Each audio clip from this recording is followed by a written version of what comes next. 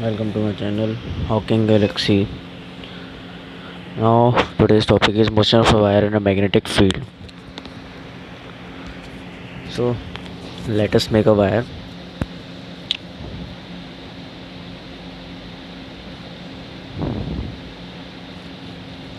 Let this point be J and this point be K in a magnetic field. So let's create a magnetic field in downward direction.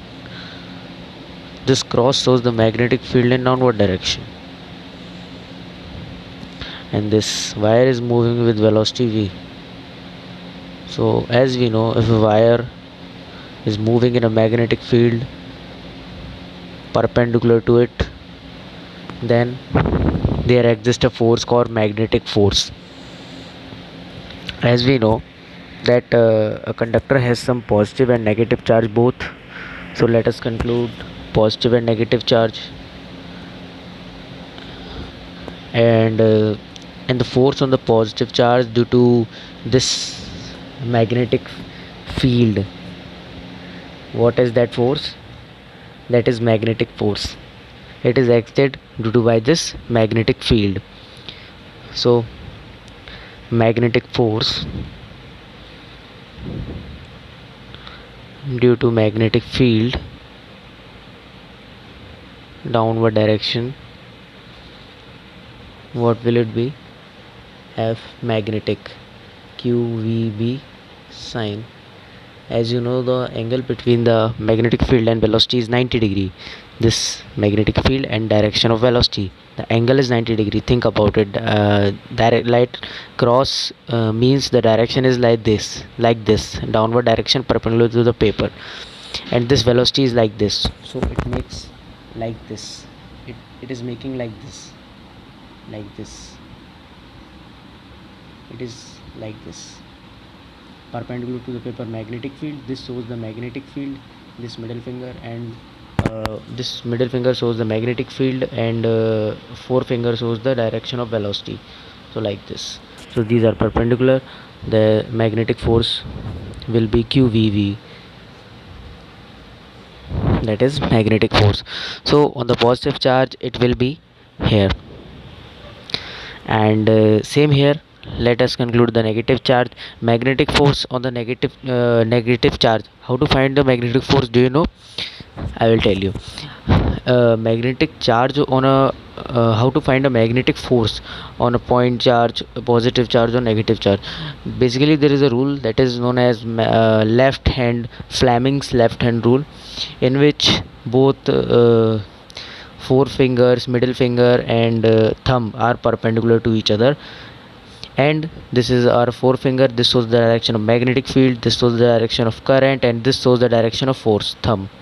So you have to make your situation under this, like this. Here magnetic field is here, and velocity is here, wire is moving here. So this is your force, thumb is showing the force, yani force is here आगे की side. So this was positive charge, the force on the positive charge is towards this direction. So for negative charge we oppose the direction, so the magnetic force will be here. Now due to this there will be deficiency of electrons at point J, because the magnetic force is downward. So here the electron will be gathered, here the electron will be much gathered due to magnetic force, and here it's created deficiency of electron. So that's why J point will be some positive charge, and this point will be some negative charge. So it develops an electric field from this J to K. It develops an electric field from point J to K. This is our electric field. Due to these charges it develops an electric field from point J to K, and as you know the electric field is potential difference per unit length. So this electric field will produce a force on the each particle due to this electric field,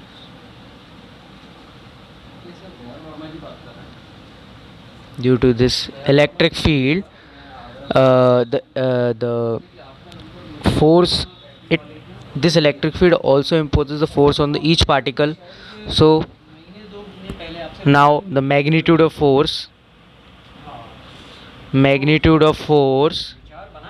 due to this electric field, what would it be? Let it Fe, that is QE.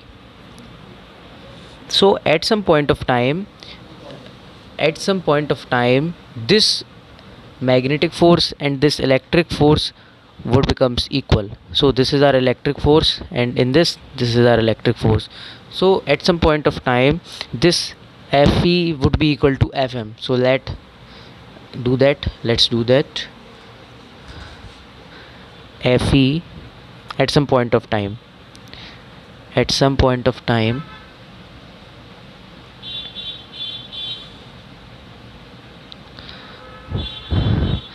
magnetic force would be equals to electric force. So that is QE would be equals to QVB. So E is B into V. So this is our second equation, and we have concluded this as our also second equation. So from these both the situations, from second and first, this second and second, V is BVL. So we can finally conclude this, that E is B, V and L. This is the potential difference between the ends of electrode, ends of rod, potential difference between the ends of rod. This okay, potential difference between the ends of rod. This is the magnetic field, this is the velocity which this wire is moving, that is perpendicular to magnetic field, and this length of rod that you have taken. And a special point to be noted, this is a note point. What is this? It is that magnetic field and velocity of rod and length of rod, these both are perpendicular. This is a point that is very important in this derivation. Okay, magnetic field, velocity and length of rod are both perpendicular to each other, and if they are not perpendicular, then we would take those components that are mutually perpendicular. We have to take those components that are mutually perpendicular. So that's all. Thanks. Please subscribe my channel, like it and share it. Thank you.